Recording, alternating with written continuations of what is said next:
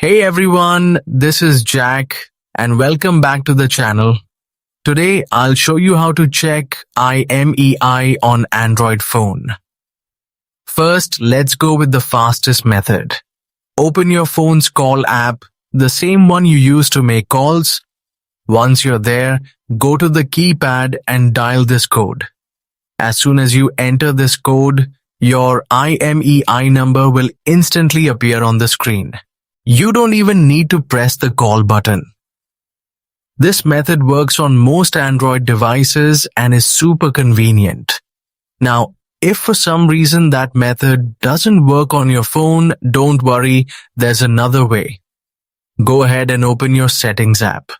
From there, scroll down until you find an option like About Phone or About Device.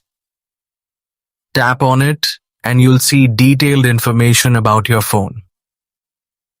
Look for a section labeled Status or directly IMEI information. Once you open it, your IMEI number will be displayed clearly. You can even copy it if needed. Your IMEI number is important because it helps identify your device, especially if it's lost or stolen.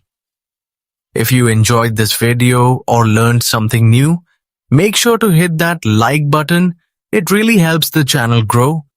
And don't forget to share this with your friends or family who might find it useful too.